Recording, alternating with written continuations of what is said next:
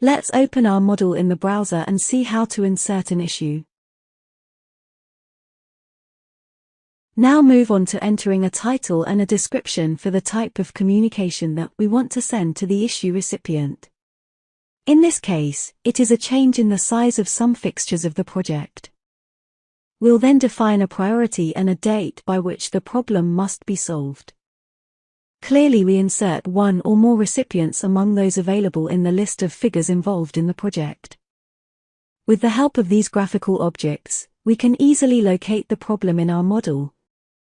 For example, by inserting a rectangle and defining its characteristics.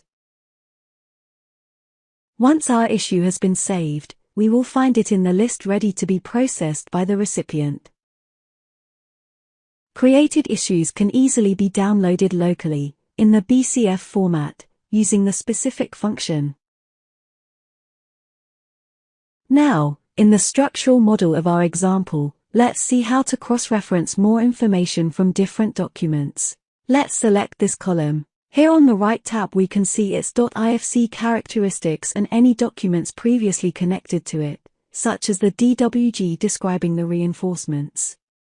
We can open it in a new browser window, and with drag and drop, we can simply link any other document. For example, I can cross-reference the framings.dwg that also contains information about column 10 with the .dwg that describes its reinforcements. So we'll find it here, along with the other documents linked to this .dwg document. Returning to the structural model, in the list of linked documents I can also insert a web page, simply by entering the name with which it must be displayed and the respective URL. Simply click on the icon to access the web page. It goes without saying that we can link the same document seen above, directly with the column object in the 3D model. The connection between model and document also works in reverse. For example, we can connect the linear representation of this column from the DWG document directly to its 3D representation in the model. In this way, starting from the DWG, it will be possible to access the connected 3D model. Let's go back to our IFC architectural model and see how to insert new tags. For example, we select all the windows in the model, click on the appropriate button to access the tag window, and insert a new one. We must first define the name of the tag. You can now define a group structure by simply separating the group name from the tag name with a period. In this case, we will have the window group that includes the fixture tag. If necessary, enter a unit of measurement and a mathematical operator. And finally, we enter the reference value of the tag. In our case, the tag will describe a window with 2 hinged doors. We save and can see here summaries of the tags inserted under the group of windows. You can also copy and paste tags belonging to another projects too.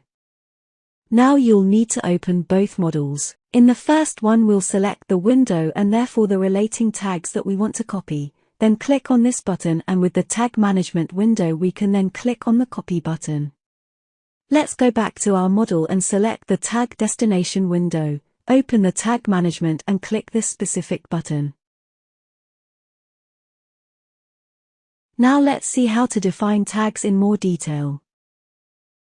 Resume the maintenance tag and make it become a group of tags within which we will have the date tag referring to the last intervention, and limit insertion to the date type. Under the same group we can insert a tag with only numeric values to indicate the number of doors or windows and so on. After saving, we can then switch to the normal tags view, from which it'll also be possible to define their precise values. Click on this button to edit the values. For example, by entering the fixture colors, the date for maintenance and the number of doors. Let's now see how to use the bookmark function for text documents. In the left panel we have the dynamic index and the bookmark section. In this case, some have been previously inserted. Bookmarks can be activated and deactivated, and just click on them to go directly to the relevant section.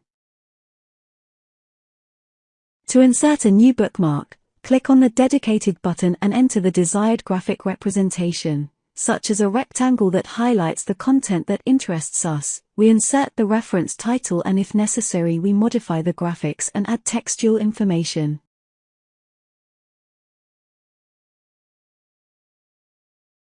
Clearly selecting it again, it will be possible to edit it to our liking. The tag function is also available for text documents. Here, for example, we are inserting a group of tags that identifies the platform to which the document refers, the name of the app that is part of the platform, and the value of the tag that in this case indicates the type of document we are tagging. We can link this document to other documents on the platform. Once the link is created, we can rename it or even delete it. Or we can insert a link to an internet page. As already seen above, we can also communicate via chat with our collaborators directly from the browser with reference to the file we are working on.